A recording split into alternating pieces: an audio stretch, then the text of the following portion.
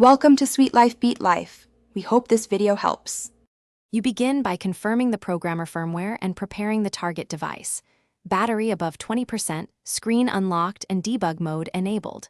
Once connected via a reliable USB-C cable, make sure the host computer recognizes the programmer, check Device Manager or System Profiler. If it doesn't appear, swap the cable or use a powered hub. With confirmation, launch the programmer app. You'll see the device listed. From here, you're ready to initialize the project profile and load the target configuration. Once done selecting the correct device profile and setting voltage/current limits, you load the firmware or calibration file and verify its checksum. This prevents bad flashes. You then choose verified mode so the programmer reads back each memory block after writing it.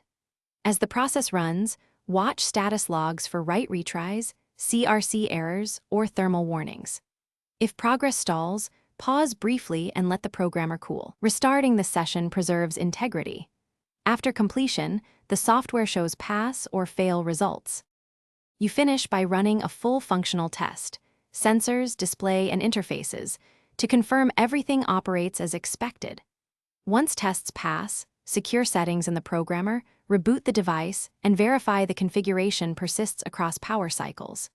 If something goes wrong, capture the programmer logs and note error codes, then reattempt using safe mode options or an alternate firmware build. Make sure to document the exact steps and file versions used, so you can reproduce a successful run or communicate precise details to support.